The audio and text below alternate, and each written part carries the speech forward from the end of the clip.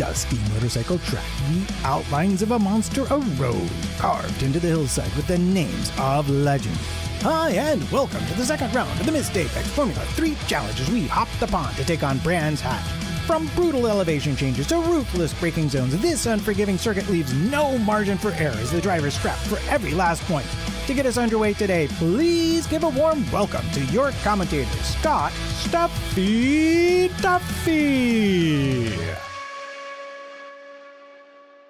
Welcome everyone to round 2 of the Missed Apex iRacing Season 9. We had an unbelievable first round out at Okayama a few weeks ago, and this time around we are at the beautiful, historic Brands Hatch circuit, which our drivers are participating at for the first time in the Missed Apex iRacing Championship. So we have no idea what this race is going to have in store for us. Apologies, I mean races, because we have 2 races in store. If you're unfamiliar with the format, we have a 8-minute qualifying, open qualifying session, which was always very interesting, as we just watched Tim Ellis, a long-time staple of the Missed Apex community, especially on iRacing, go into a nice spin there, which I'm sure won't be the last that we will see this evening. But yes, we have that 8-minute open qualifying, which is always eventful, followed by a 20-minute race, which then is followed by a reverse grid sprint race. So yes, mandatory pit stop required in that first race as well, which has definitely spiced things up a bit and added an element of strategy to the championship, which always makes things interesting for the viewers and of course for those out on track as well. It's not just going as fast as you can, you have to think about when to pit and where traffic particularly is with the large fields that we have here. And the brilliant turnout that we did have, over 30 participants in the opening race at a very small circuit in Okayama, did make for some interesting viewing. But we have some unfortunate absences for this race, and absences, championship leader actually at the moment, Mr. James Gill, who had an unbelievable start to the round 1, and championship is used this as a drop round, which is within the rules allowance. So the likes of Danny Henney, Luke Power, those will be who are had a bit of a topsy-turvy first round of the season. We'll be looking to capitalise on those guys' absences. But yes, this is a track where there is very, very little room for error, as we watch Luke Power in a nice new livery there, doing some off-roading. I think he's mistaken that he's actually on iRacing and not doing dirt rally. Maybe he was driving some dirt rally before he signed up here. But yes, Brands Hatch is notorious for there being no room for error. There are no runoffs here. It is just gravel and grass. So you have to be on the limits, of course, to go as quick as possible around this tight, fast circuit. Plenty of places for overtaking, but yes, it's very easy to make a small mistake, and especially if you're wheel to wheel, as we're watching another dip in the depth of the wheels into the gravel as well. But that is our introduction to the beautiful Brands Hatch circuit. Let's jump into what happened last time around at the Okayama circuit. The famed Okayama International Circuit in Japan was the venue for the return of the much-loved Missed Apex iRacing Championship. Lights out, away we go as Stephen Williams moves over to cover off the great start of Danny Henney as they head down into turn 1. Danny Henney gets down into turn 1, but Stephen Williams uses the grip on the outside to swoop round Danny Henney and maintain that first position there, with James Gill looking up the inside of Danny Henney as they head through turn 2, and there's a crash in the background there. The front runners survived the midfield melee, and Danny Henney went after Stephen Williams for the lead. Will Stephen Williams go defensive down into the inside as we're on board with Danny Henney? Will he go for the move, or will he hold back? No, Danny's going to go for it. He's late on the brakes, but Stephen Williams leaves him room, and Stephen Williams was far enough ahead. The Henney-Williams battle continued at pace, but it wasn't long before Danny made his move. Danny Henney seems to have got a good run there on Stephen Williams, and Stephen Williams, is he going to let Danny Henney have the lead here? They're close, and Stephen Williams saw Danny Henney. Very, very good awareness from him.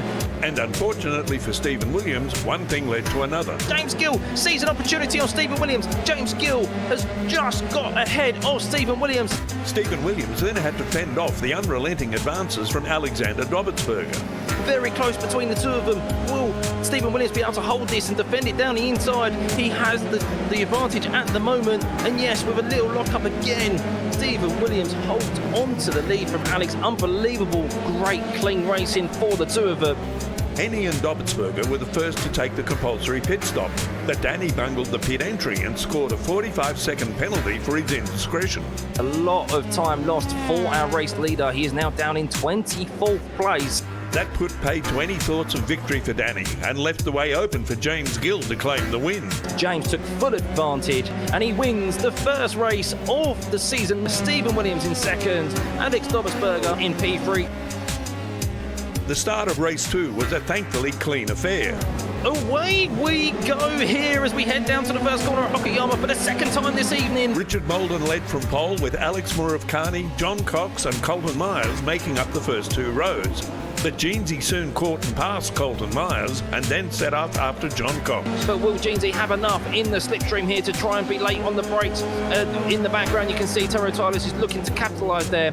Further back, Danny Henny was storming through the field after starting a disappointing 21st. He is in P6, just missing out on sprint pole position by one place. That is a brilliant start from him. I'd love to see his race start from his view to see exactly how he made up so many positions. Up the front, Jeansy had taken second place and was now hunting down Richard Molden for the top spot. He has an opportunity to take the lead of this sprint race at the moment on the inside of Rich Molden. It's going to be who's the last of the late breakers. Will they leave room? Rich leaves plenty of room. Alex Van Geen will now be looking at clean air, clean track ahead of him. While Jeansy took off in the lead, Danny Henny was still scything through the pack and Alex Muravkani was hunting down second place. As Alex looks for a move on Rich Molden, and I think he's got a position done and dusted on Rich there. But Danny Henny was unstoppable as he bulldozed his way through the field. First, Richard Molden. No doubt he'll be looking to be late on the brakes and send it down the inside of Rich. And yes, he does. Then Alex Muravkani. But it's Jeansy Van Geen who is 1.3 seconds ahead of Danny Henny, who did get past Alex Muravkani. And then finally he monstered Jeansy and took the lead. But you can see there, is he going to go for a late move? He does, late on the brakes. Jeansy lets him have it. Is he going to try to cut back? He tries to, but Danny covers it off. It was a blistering drive from Danny Henny from 21st to 1st and a very well-deserved victory.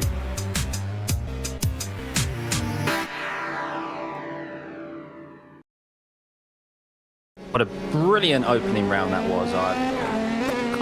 I actually forgot how excited I got in the commentary. We had some brilliant racing in the opening stages there. As we look at the championship standings, as we mentioned, James Gill there, a brilliant start to the season for him. He's best ever in the Missed Apex iRacing Championship. 94 points leading from Alex Dobbitsberger, but he is absent for today, using that drop round, which everyone is entitled to do. Danny Henny further down in P10 there. He was leading and fighting for that race win in the opening race of this season, but due to a pit lane penalty meant that he had it all to do and recovered brilliantly in the second race. Potentially to the dismay of Spanners, who joins us now, as Spanners was, shall we say, a victim, or I'm not entirely sure how to say it. Of course, she wasn't best pleased after that, but regardless, what an opening round to the season, and what a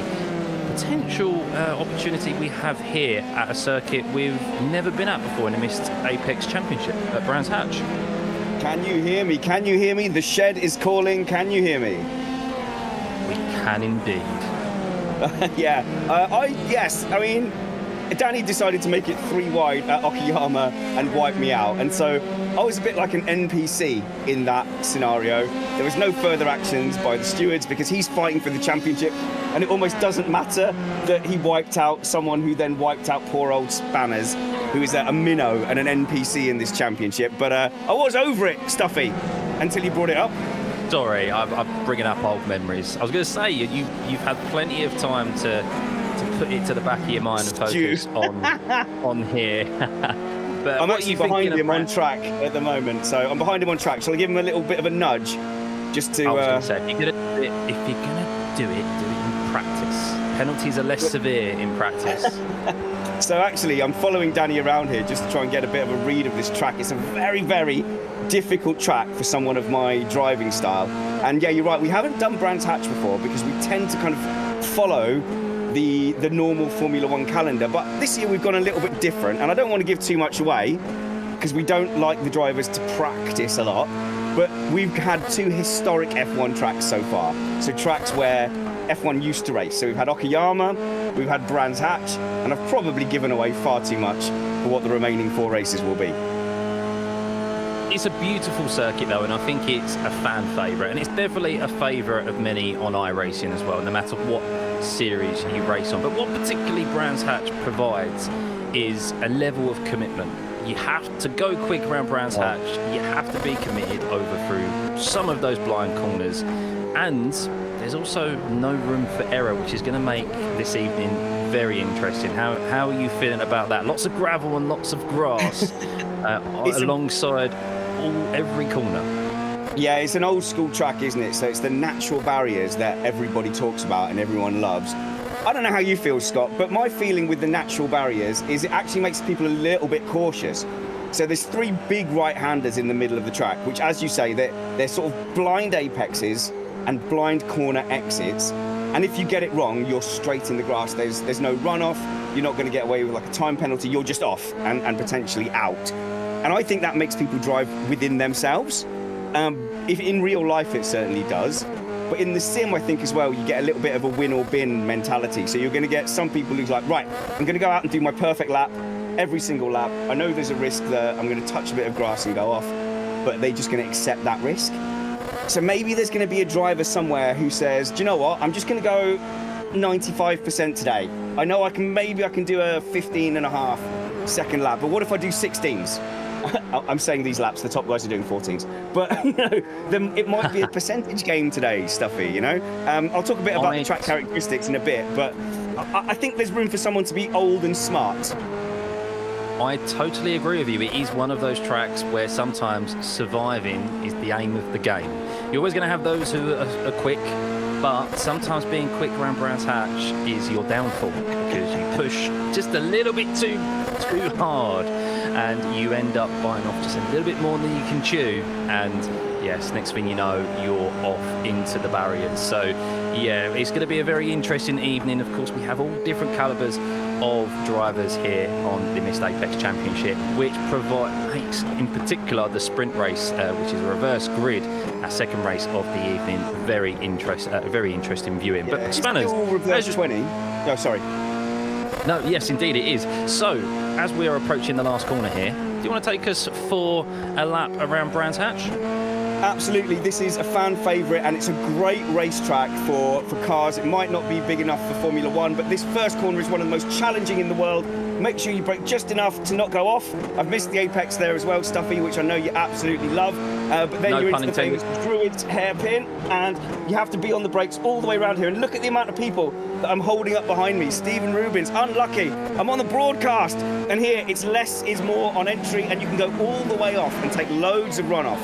Here's a horrible corner now because you have to actually brake and treat this as the apex, even though you'd think the apex would be up here. But so often you have to get on the power just so early and commit before you can see that apex. Now we've got 3 big right-handers up the hill here. You can't take it flat out, but you can have a little bit of a lift. Maybe think about a downshift and go up and commit. Here, you've got to take a lot of curve. 1 shift down onto the apex, and then take all that runoff. There's loads of runoff that's not on off track, and then this completely blind at the top of the hill. 2 gears down, try and get some apex, and you can see by the amount of people catching me up that I did it wrong. And here as well, it's all about giving a little bit up on the entry and making sure that your exit is really aggressive. And here's the final corner. It's down 2 shifts. This is the most normal corner on the track because you can see the exit at least. And as you fly by, a pathetic, I'm sure you'll agree, lap. Oh my God, that's my worst lap I've done. That was horrible. To be fair, I think that was much better than Okayama. There was a lot more apexes hit there. I think all your time was lost in the first corner, Spanners, to be honest with you. Yeah, it might have been, yeah. I'm trying to talk through quite a lot. You missed it by Yeah, you missed it by a country mile, but no, you definitely explained every corner but there's perfectly so many well. of these corners. Like if you look at this corner coming up here, you're braking even way before you see the corner, and it's now, and then you accelerate up the corner and up the hill.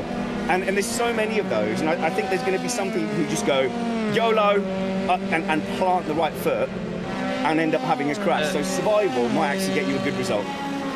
Yes, the Surtees corner, I think it's Surtees it's called, is a corner that is so inviting for someone to sneak a car inside, even though it's not necessarily not realising that, of course, where the racing line is. But so it's going to make very interesting racing tonight. Some people are going to take that opportunity. I'm intrigued to see, of course, how the fast boys get on. I've got a feeling someone is going to, as we mentioned, bite off a little bit more than they can chew. If you get complacent around Brands Hatch, it can bite you very quickly. But no, very well done, Span. There's only 2.5 minutes remaining until we get into our open qualifying session, which is also going to be interesting. Oh, I've got to go and do a driver's brief in the driver's chat, so I'll see you guys in a little while. Go for it, Spanners. Thanks for joining us, and we'll catch up with you in the race.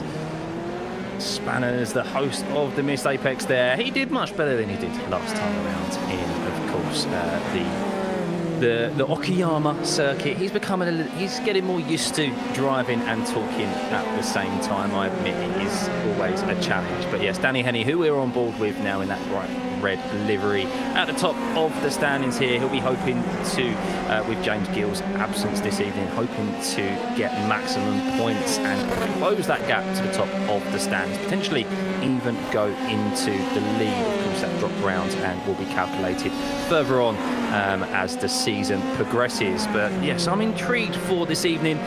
Brands Hatch, a circuit I personally haven't raced in quite some time, but it's very, very nice racing these F3 cars that we are participating in for this championship, a long-term staple of iRacing. Maybe potentially due an update, as there have been many iterations of this car now since its introduction a few years ago. But I personally love this car, and is one of the main reasons why I love iRacing.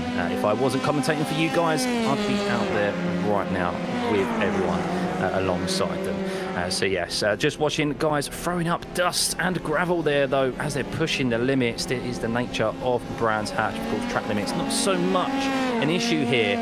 We do have a reduced amount than what we normally have in iRacing official sessions, but at Brands Hatch, track limits aren't the issue. It's about, of course, dipping a wheel on that grass. You can easily find yourself the wrong way round, as we just saw Jeansy Van Gene there.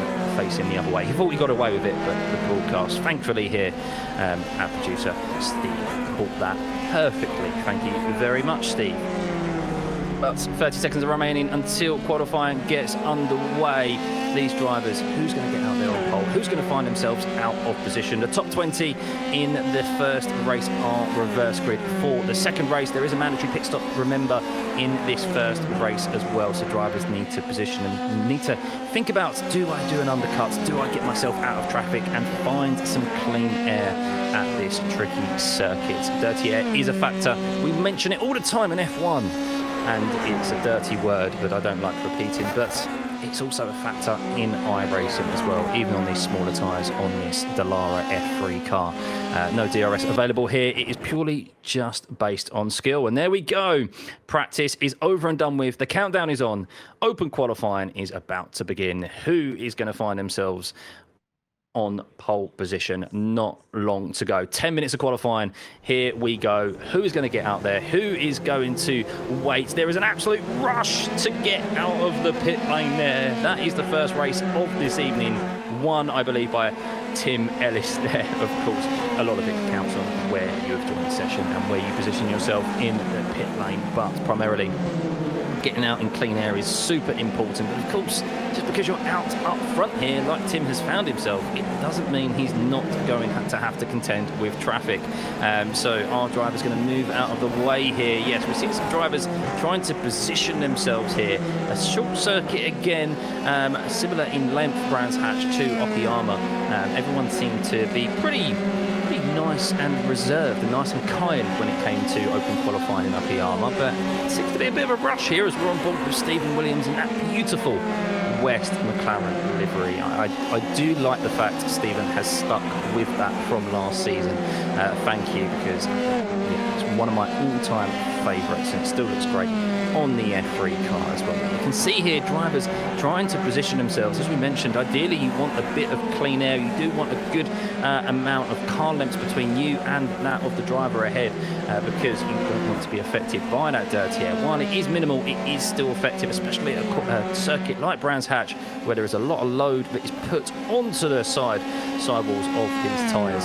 So you want as much grip as possible. As we are on board with Tim Ellis, he got out first in the pit lane, so it's only right that we stay on board with him to see what he can put down. He is going to be the benchmark here, of course. Drivers following very closely behind him. Danny Heady is close behind him in that red livery as well, as he makes his way down through Graham Hill Bend into Surtees here, the corner of Spanish City. Hated, and it's so difficult, as you can see there, the late apex that is so enticing not to take, so easy to mistake there and turn in too early, which means you have to come out of the throttle. And so you have to, a lot of corners here, you have to trust yourself, you have to be committed. But of course, if you overcommit, as Tim Ellis right on the limit there, you can see almost getting that F3 car sideways as he uses all of the runoff as he should do, as he comes up to the blind right-hander here at the top of the hill. And there we go, he kisses the apex perfectly, doesn't run out of track there, into the left-hander, foot on throttle, and using all the track limits as best as possibly can. The first lap is going to be, the benchmark is going to be put down here at the end of the first lap. We do expect lap times to get quicker and quicker as the fuel load burns off of these F3 cars and the tyres come up to temperature as well, and they get grippier and grippier. And Tim Ellis, well, he crosses the line and sets that benchmark lap of a 1:16.2. We have already seen drivers go sub 1:15, as Danny Henny has done a 1:15.7. Stephen Williams close behind with a 1:15.8 there, as Luke Power just a couple of attempts behind as well. Danny Henny, who was at the top of the practice sessions, as we mentioned, trying to capitalise on the championship leader after round one, James Gill's absence here. Danny Henny, is he sneakily getting a tow here, an assistance from Tim Ellis? Sneaky here from Danny, or shall we say well positioned for him, as there are of course some long straights here that can be utilised with a slipstream. It's about ensuring what is the trade-off of that dirty air of Tim Ellis ahead of him. Is it worth the gain that you get in slipstream, or that loss? Does it counteract it? Well, at the moment, Danny Henny is going nice and quick here, closing in on Tim Ellis, but is he too close to Tim? We will see. And well, Danny, is he going to back off? No, Tim's actually going to back out. So Tim has compromised his lap here, and Danny says thank you very much. Here he goes down to the start-finish line, and what time does he set? Is he able to improve here? He is indeed, a 1:15.0. That's 7/10 improvement there in that lap on the second lap alone. Wow, that is a phenomenal improvement. Luke Power also improves as well, and we're starting to see a bit of a gap. There is always spins, and there's exactly what we mentioned we were going to see here today. Danny Henny may have to bank on that lap.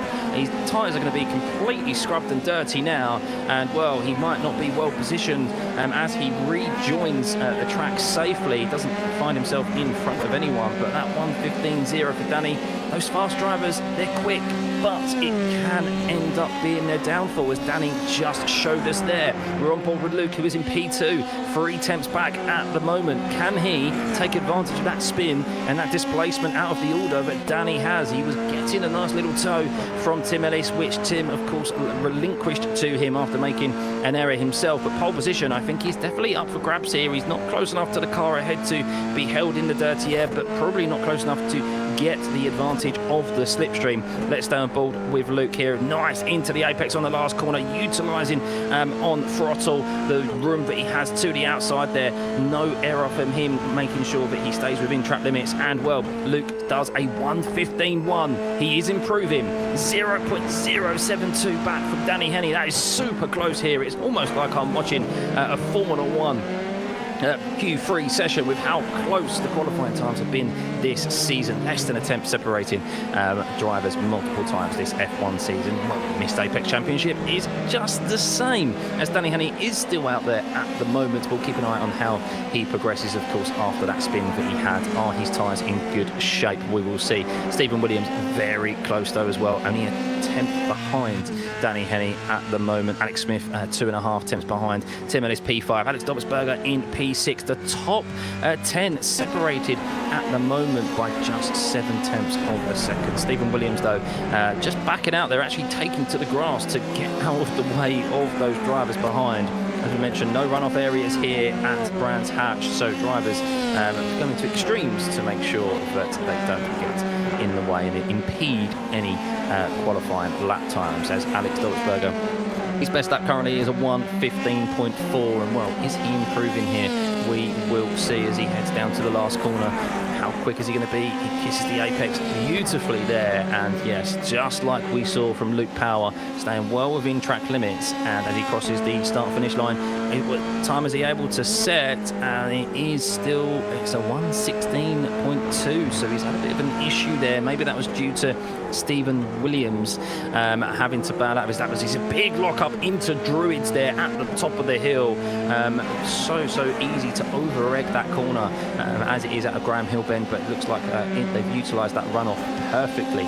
Tim Ellis on a good lap here. Let's see how he progresses. 1:15.2 is his fastest lap time at the moment, with just over 2.5 minutes remaining of this qualifying session. Danny Henny is on provisional pole by 0.072 of a second from Luke Power, with Stephen Williams close behind him and Tim Ellis as well. The top 5 are separated by just over a tenth and a half. Super competitive here in this qualifying session. Can Tim Ellis improve? Full throttle here, kisses the apex, brilliant turning, a little bit wide, he drifts out a little bit there, as you can see, a little bit more sideways than he would like as he comes across the start finish line. What time does he set? It is a 1:15.53, and oh, a driver leaving the pit lane there has just caused Tim Ellis a bit of bother as he went down into turn 1, and yes, he's had to give way to Alex Smith, who behind did improve on that lap, and the top 3 are separated by less than a tenth of a second. Alex Smith separated from Danny Henny's pole position of a 1:15.081 by Stephen Williams. Apologies, Stephen Williams has just taken pole position there, a 1:15.0651. Danny Henny just under 300ths of a second separating Danny Henny from Stephen Williams in P1 at the top 2.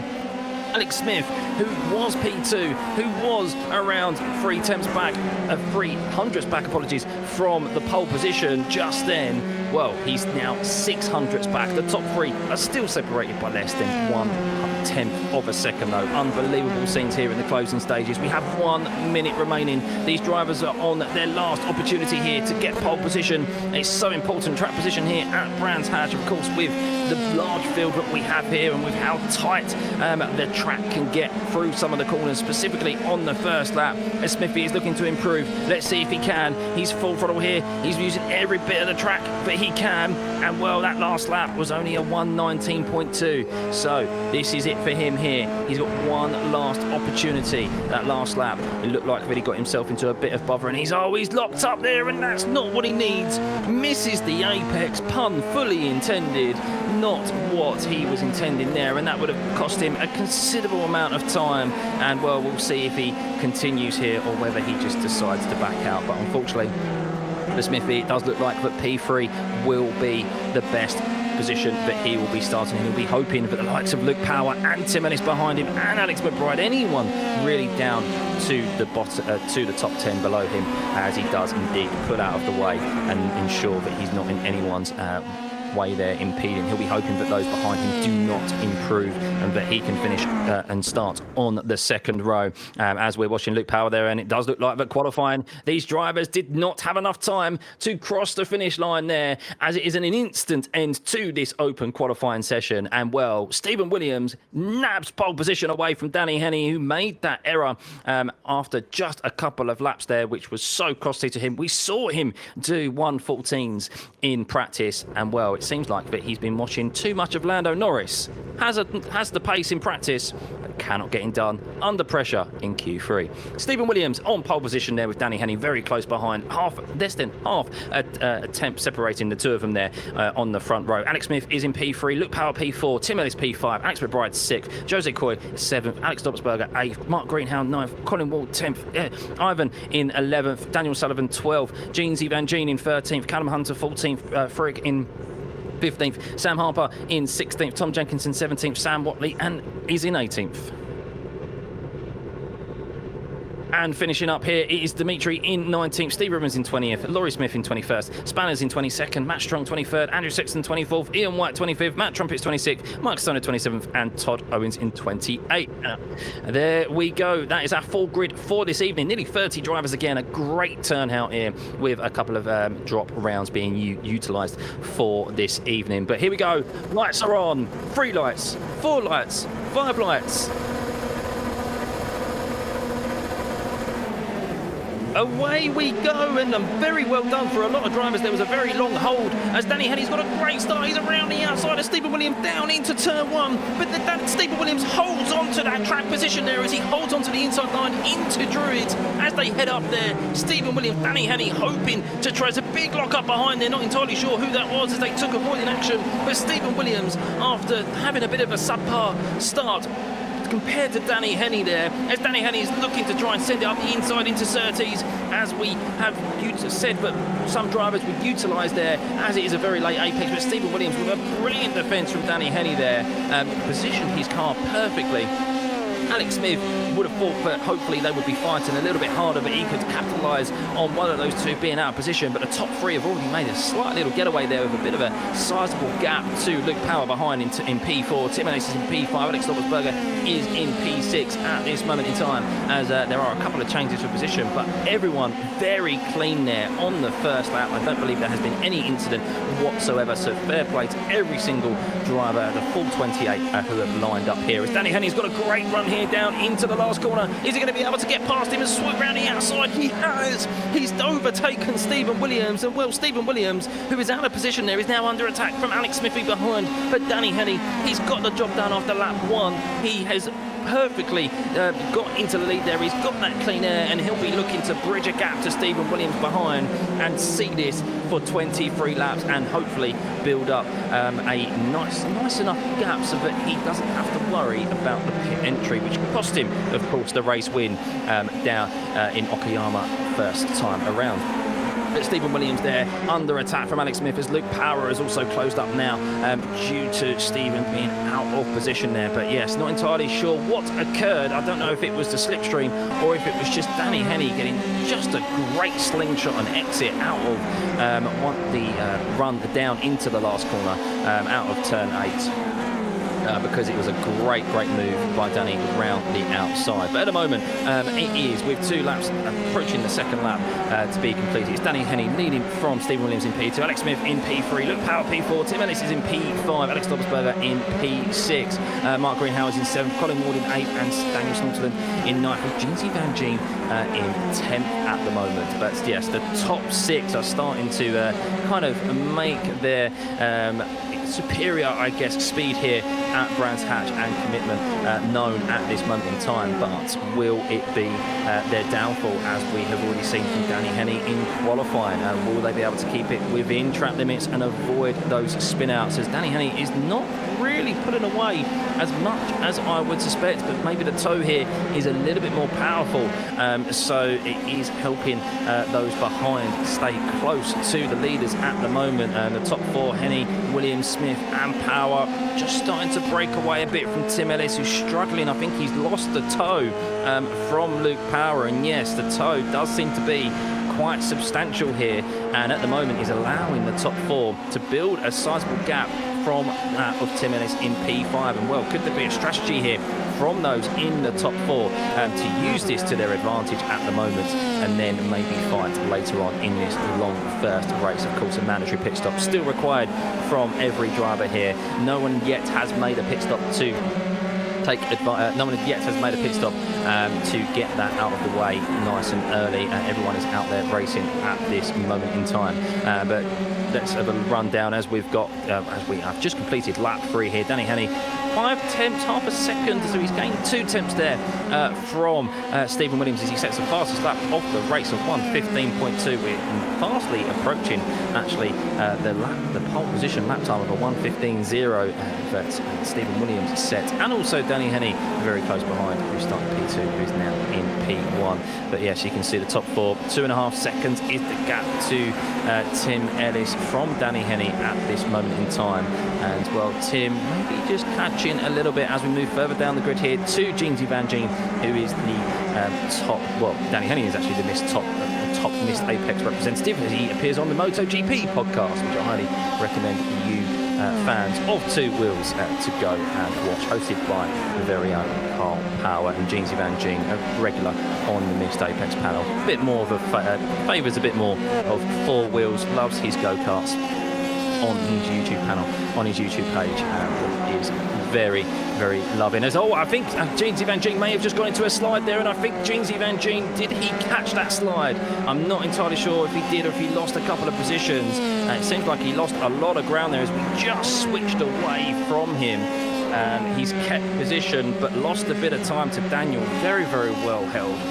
Smoke billowing up from all 4 wheels there as he went into a power drift over the blind right-hander, as Matt Trumpet's down in 23rd, making his first appearance here of the Missed Apex Championship in that beautiful gold livery. Do like a bit of gold myself, and I think Matt will be he'd happily take 20, of course.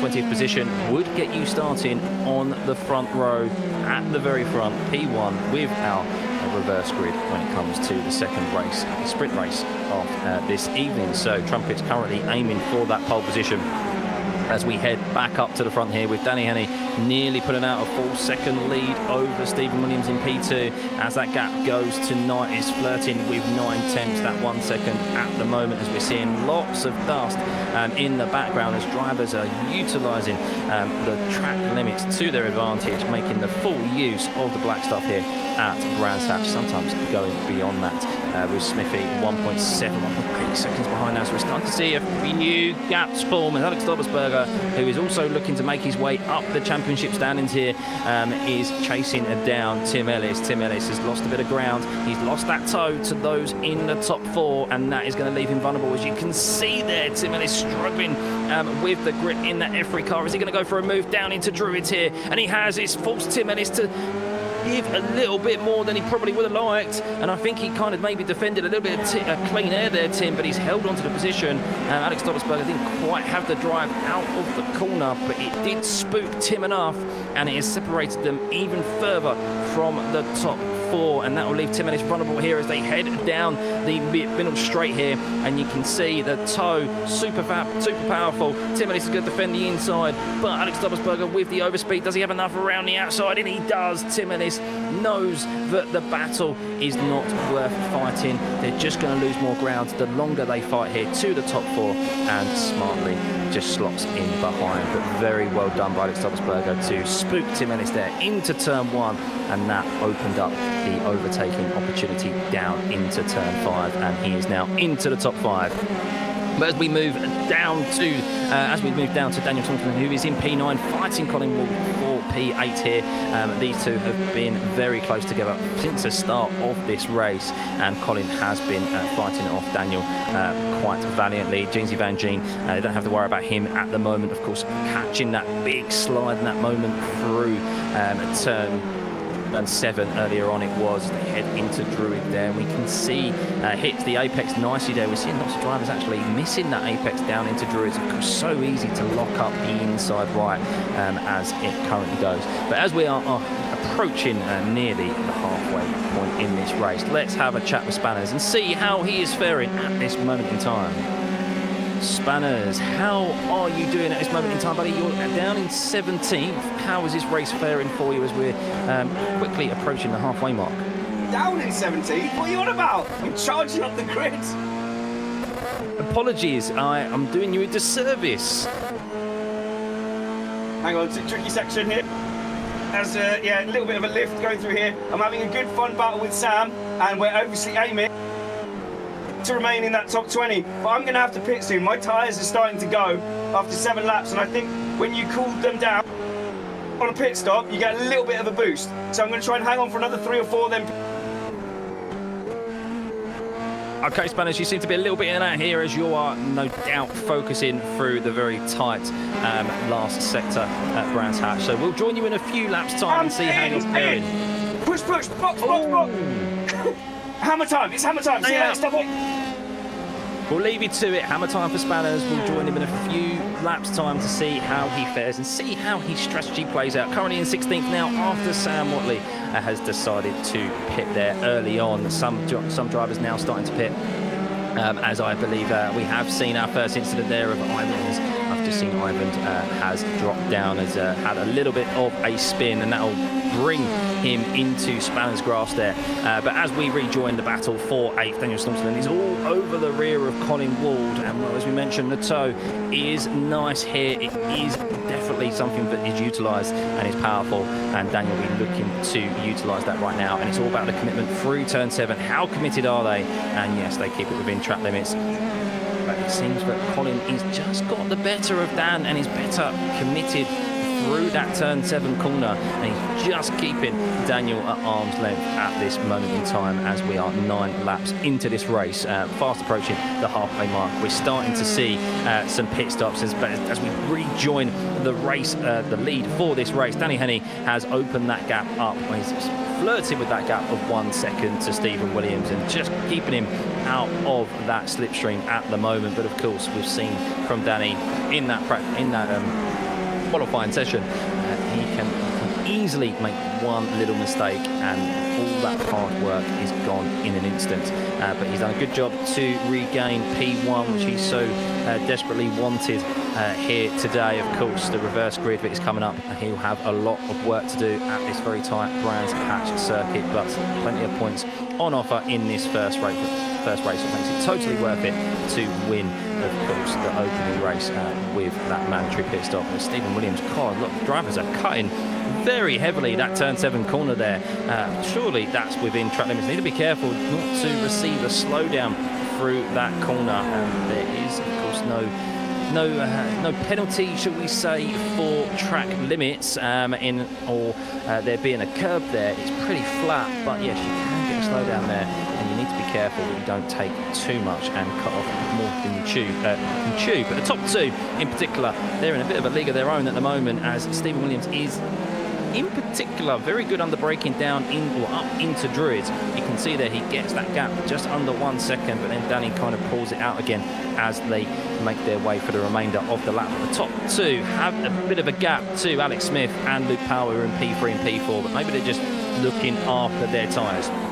But the closest guys out on track at the moment are those in the bottom 5. You can see Lewis Smith there in 23rd, Andrew Sexton in 24th, Sam Watley, who has just made that pit stop there in 25th as he got out of the way of Spanners, as we are watching them through turn 1 here, and you can see Andrew Sexton trying to line up potentially a cutback, take that wider line and straighten out his exit, but he wasn't able to utilise it.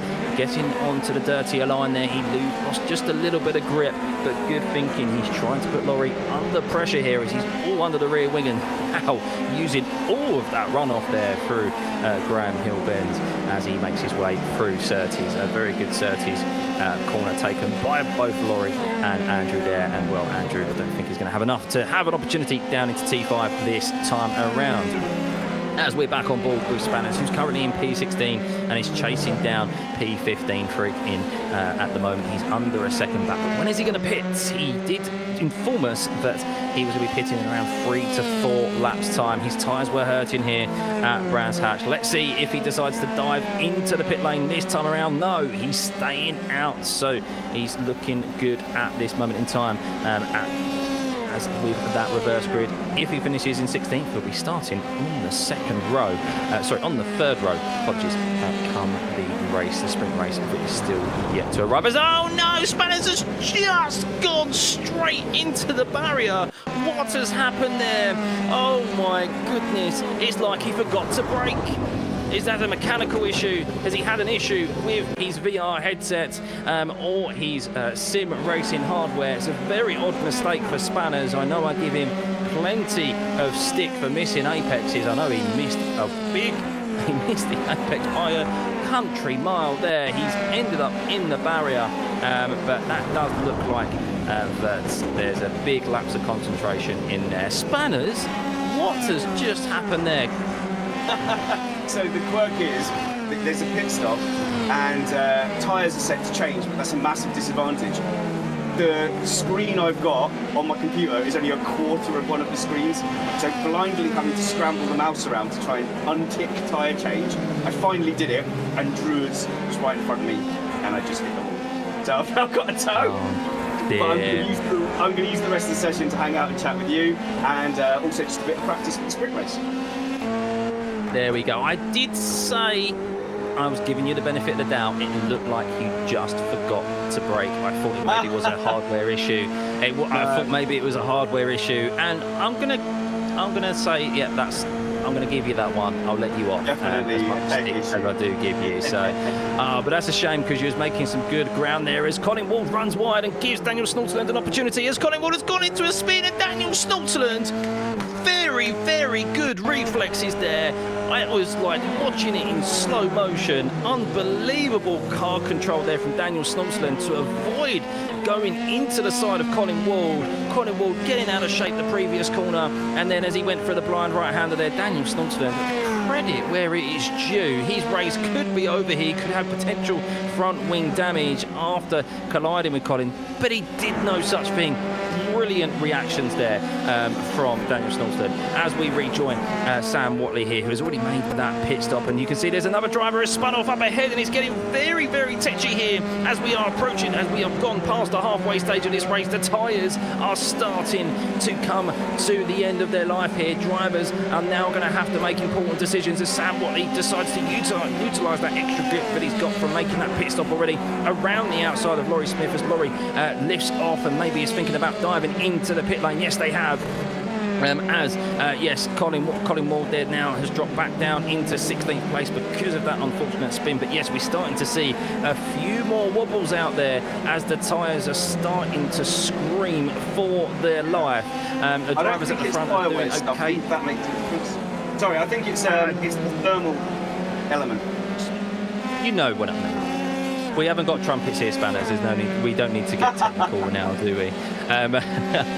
There's no need for him to correct us. But yes, same thing. The tyres are still screaming. They're screaming for their life at the moment, and we're starting to see issues here. As you mentioned, going through the pit lane actually helps to cool them down quite a little bit. You can see their drivers getting a lot closer to the edge of the race circuit than we saw at the start of this race. So maybe a couple of laps of just lifting off the throttle and taking it a bit easier through some of these corners. While you may lose ground initially to those up ahead, it may help you in the long run as we have 9 laps remaining in this race. And well, with 9 laps remaining in this race, it is Danny Henney still leading from Stephen Williams with Smithy in P3. Luke Power is in P4 with Alex Dobbsberger in P5 at the moment, but it is most notably, you can see there that gap, 1.7 seconds to Stephen and Danny Henney. But you can see there, as the list shows, the top 15, the top 14 are yet to make a pit stop, so still a lot to occur here. Some in the bottom half have still yet to make a pit stop as well, as Todd Owens has. He's the only driver out there to make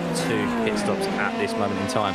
But yes, drivers starting to see that there's this issue, as Danny Henney has lost a bit of ground there to Stephen Williams. That gap was 1.7 seconds, and now it has just come down to under a second. So what happened there with Danny Henney, I'm not entirely sure. Maybe bit off a bit more than he could chew through one of the last couple of corners in the last sector. Practice, as we can see, but Danny Henney's lap time, as Danny Henney seems to be struggling a bit. I don't think he's got damage, but I think he may have had a bit of a slide which has spiked the tyre temperatures, and he is suffering here through the corners. Is he going to decide to come and dive into the pit lane here and cool off those tyres?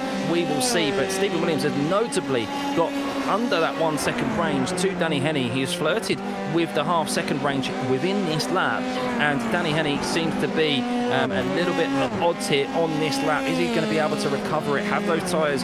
Is he able to recover those tyres in this lap? Or is this just by design? Is he trying to cool off those tyres and sacrifice a bit of time to Stephen behind, just so that his tyres are in much better shape for the remainder of this race? And you can see there, very, very close to the white line on the exit there of the last corner, and that is something that we didn't see at the start of this race, and but we are seeing so more often in the closing stages here of this opening race here at Brands Hatch this evening, as we drop down to the top 10 positions here. Alex McBride trying to chase down Jose in P10. Sam Harper is back 20 seconds as Alex McBride makes his pit stop here.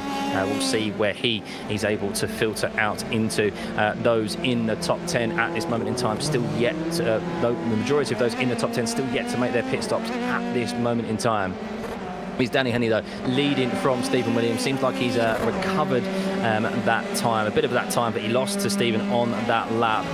So maybe by design, or just had a moment where his tyres did get a bit too hot, and now they are back in a nice, much better window. But Luke Power is smelling blood here as he is on the rear wing of Alex Smith. Is it go time for Luke Power? They've been nice and patient in the top 4 for quite a long period of time in this race, but Luke Power looking to capitalise of getting past Smithy here as we have some lap traffic. Can he utilise this and to his advantage? But no, he's actually ended up being compromised there as the lap traffic, well, found itself in between uncomfortably Smithy and Luke Power. They did very well to get out of the way, but just not where Luke Power wanted to find them, of course, on the racing line into the apex of the last corner. Big news in the battle for 20th place, which of course is reverse grid pole. I think we've had contact between Sam Watley and Andrew Sexton. Watley was in the barriers at Druids, and then Sexton ended up spinning in the subsequent corner. And so that is absolutely vital now, as you've got people like Frank Smirt and Callum Hunter, who look like they're going to end up on reverse grid pole. Yes, it is. I've got Sam Watley here, who has a black flag for that obvious broken front wing there. You can see his front car, the front of his car. That is not what you need at Brands Hatch. That is a considerable amount of points of loss of downfalls that he is experiencing there right now. Oh, that is not pretty whatsoever. And yes, he'll be having to make a pit stop, no doubt, to end up repairing that damage. It is definitely required, as he does indeed dive into the pit lane. So unfortunately there for Sam, but yes, that does mean that at the moment it is Andrew Saxon and Matt Strong who find themselves battling out for P20 at the moment, and Laurie Smith, they're going to find themselves on the front row with 5 laps remaining as Luke Power finds himself in P2 as the top runners are now diving into the pit lane. Smithy, who, here we go, is a replay of this. Oh, Sam, what happened there? It seems like potentially he got spooked from the car behind, going for a move on the inside, and he just misjudged his braking marker and went straight into the car ahead. So yes, that is the nature of Druid. So often do we see incident up into that corner, maybe but mostly in the first lap. But at the moment, it is Danny Henny leading from Luke Power, as we have seen pit stops from Stephen Williams and Alex Smith. So those drivers have released Luke Power into a bit of clean air, and can he utilise it? Can he make the overcut work on Alex Smith and Stephen Williams at this moment in time? We will see. As apologies, Alex Smith is in the pit lane. He is dropping down the grid here, Smithy. Has he taken a penalty? There is no black flag or meatball flag that I am seeing on my screen at this moment in time. So Smithy has had an issue which has dropped him all the way down to 14th as it currently stands, or is this just a 200 IQ move and he is going for reverse grid pole? We will see, but Smithy has most definitely an issue. Not entirely sure what that is for. We will catch up with him to see what has happened. Has he fallen foul to a pit lane penalty, a hold penalty, just like Danny Henny received in Okayama? That's a real shame for him, but that will be music to Luke Power's ears as he will be promoted into net P3. So we'll see how that fares. But interestingly enough, Luke Power is closing the gap on Danny Henny at this moment in time. Danny has a comfortable gap now, though, to Luke. Of course, with Stephen Williams, with both of them still yet to make pit stops, so we'll see how they fare. Has Stephen Williams, is he going to be able to do the undercut on Danny Henny? The gap was around a second when he dived into the pit lane. The question is, are they going to wait till the last lap to make a pit stop a la Alex Albon in Australia those years ago? Or are they going to pit any moment now? But we're starting to see those cars go more sideways through the last corner than we are forward, as Danny Henny does indeed dive into the pit lane. So Danny Henny, he's not waiting to the very end as Luke Power extends his stint here, and he will be pitting, will have to pit within the next couple of laps, as we are on lap 20 now. Otherwise he will receive a disqualification. There's Daniel Timmerman, who's also in the pits as Danny Henny rejoins in front of Stephen Williams by 1.4 seconds. So he's actually 1.3 seconds. So he's actually extended his lead here by a couple of attempts over Stephen Williams. So Stephen Williams unfortunately unable to utilise the undercut on Danny, who looks like he's just been managing his tyres nicely at the front here after gaining the lead at the end of lap 1. But Jose here fighting Jeansy for P8 at this moment in time. Jeansy Van Jing trying to be forced out of position here, as Jose is ensuring that Jeansy is fully aware that he is in his rearview mirrors. As, oh no, Jeansy's gone very wide through Graham Hill Bend. He's done very well. He's had a few moments here today. He's controlled them brilliantly, and you can see here that the rear of his car went sideways, but he brilliantly controlled it as we watch him here through the exit of Graham Hill Bend, just getting on throttle too early, dipped a right wheel onto the grass, and well, that's going to leave him vulnerable though to Jose, who is all under his rear wing here. Can Jose stay close enough through the tight last couple of corners, the blind right-handers where it's all about committance? He can do, but he's probably just a little bit too far back here. It's all about the exit through turn 7, through turn 9, and well, he is getting the slipstream on Alex Van Gien. It might not be done into the last corner, but he will be lining up the move into turn 1. A very wide corner it is into turn 1, but is it turn 1 or is it actually the run into Druids? But it seems that with that dirty air and with these tyres hurting in the closing stages of this race with 2 laps remaining,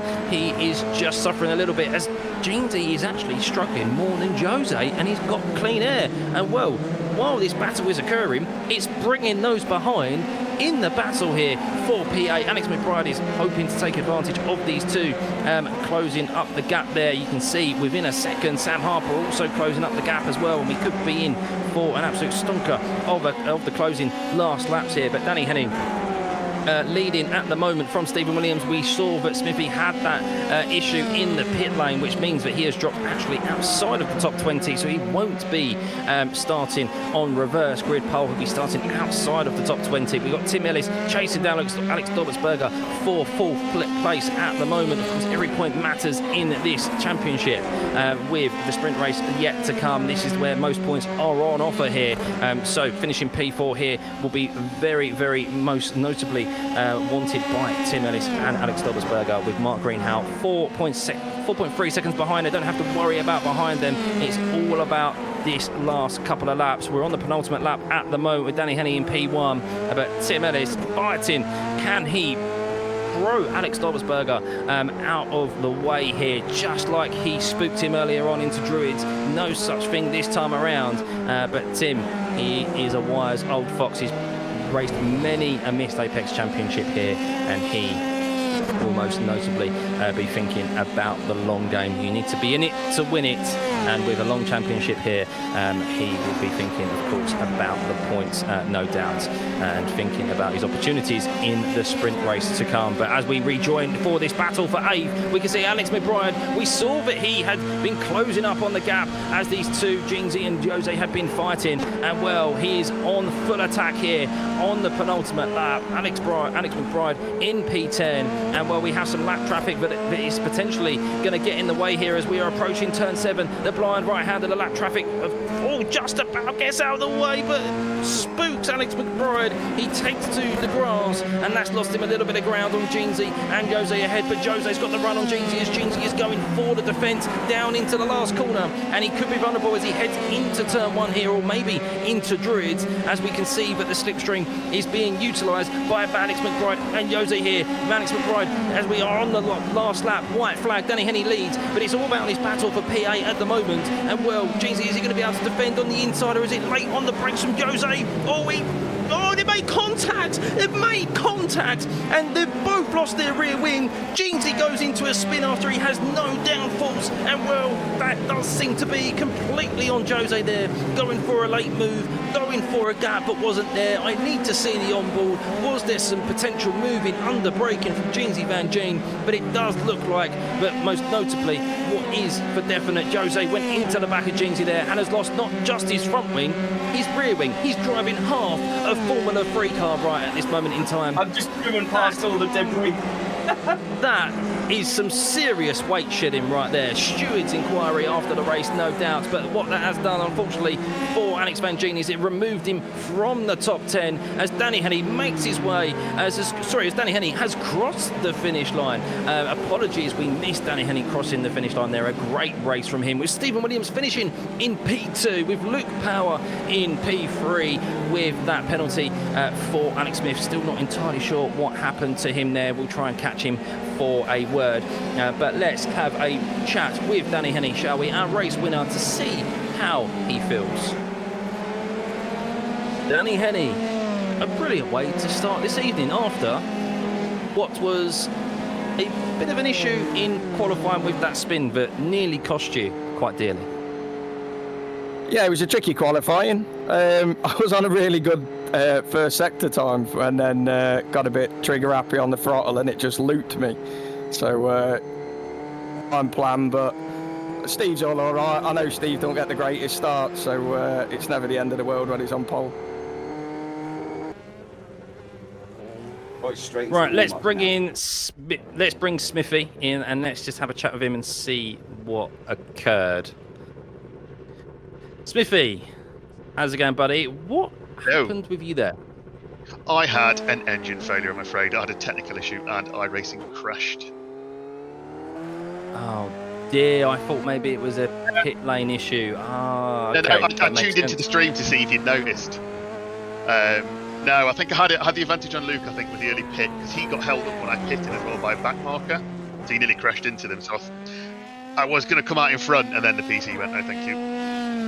Oh dear, yeah, I saw you dropping down or not coming out of the pit lane, saw you go in it, and then I didn't see you come out of it. So yes, unfortunately, the worst occurred. Well, hopefully you can recover a decent result. It's going to be tough, of course, starting towards the back in the sprint race, but as we've seen already here this evening, it does provide plenty of carnage, this track, and there's plenty of opportunities to make up positions.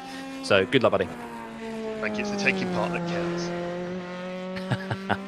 Keep telling yourself that.